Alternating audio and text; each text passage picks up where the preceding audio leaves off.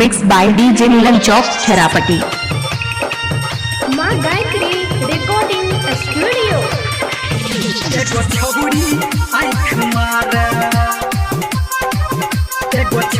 Mix by DJ Manish Rajput Chharapati.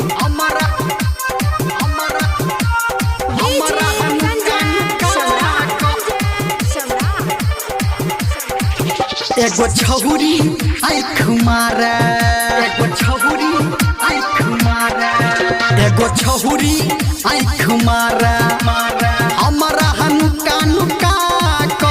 एगो छहुरी आँख मारे, हमारा हनुका नुका को। संगे में कोचिंग पढ़ाई छै, संगे में कोचिंग पढ़ाई छै, मास्टरा वाला उहो जाके। एगो छहुरी आँख मारे, हमारा हनुका नुका को। एगो छहुरी आँख मारे, संगे में कोचिंग पढ़ाई छै, संगे में कोचिंग पढ़ाई छै, मास्टरा वाला उहो जाके। एगो छहुरी आँख मारे, आँख मारे, एगो छहुरी, एगो छहुरी आँख मारे।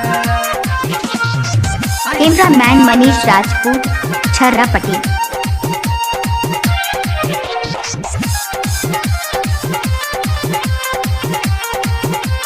डीजे संजय सम्राट। अभी आप सुन रहे हैं सावरिया म्यूजिक। मीठी छे बोली आ पातर कमर छे, हमरा से कनिए हाइट नमहर छे, हमरा से कनिए हाइट नमहर। हाँ, मीठी छे बोली आ पातर कमर छे, हमरा से कनिए हाइट नमहर छे। टोकते हमरा कोना ओकरा हाडर छे, दुनू गोटे के एक रंग सफर छे।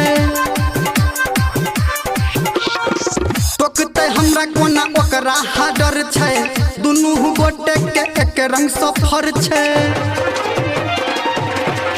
ऊ छहुरी लाइन मारे, हमारा हनुका नुका को। संग में कोचिंग पढ़ाई छै, संग में कोचिंग पढ़ाई छै, मास्टरा वाला उहो जाके।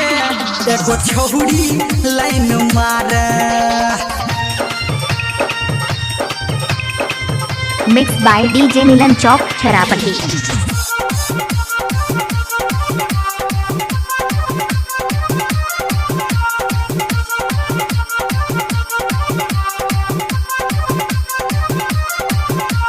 डीजे संजय सम्राट। सोचे छिए ओकरा देबै मोबाइल, पढ़े ले एतही जे कोचिंग काइल, पढ़े ले एतही जे कोचिंग काइल। हाँ, सोचे छिए ओकरा देबै मोबाइल, पढ़े ले एतही जे कोचिंग काइल। ओकरा तो नीक लागे हमर स्माइल, धर्मेंद्र के है ई स्टाइल। ओकरा तो नीक लागे हमर स्माइल, धर्मेंद्र के है ई स्टाइल। ऊ छहुरी लाइन मारे, हमारा हनुका नुका को। संगे में कोचिंग पढ़ाई छै, संगे में कोचिंग पढ़ाई छै, मास्टरा वाले उहो जाके। एगो छहुरी आँख मारे, हमारा हनुका नुका को। एगो छहुरी आँख मारे, हमारा हनुका नुका को। संग में कोचिंग पढ़ाई छै, संग में coaching mix by DJ Neelam Chowk छरापटी। वाले उहो जाके। एगो छहुरी लाइन मारे, हमारा हनुका नुका को।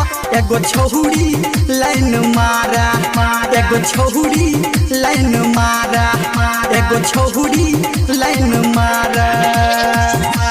कैमरामैन मनीष राजपूत छरापटी।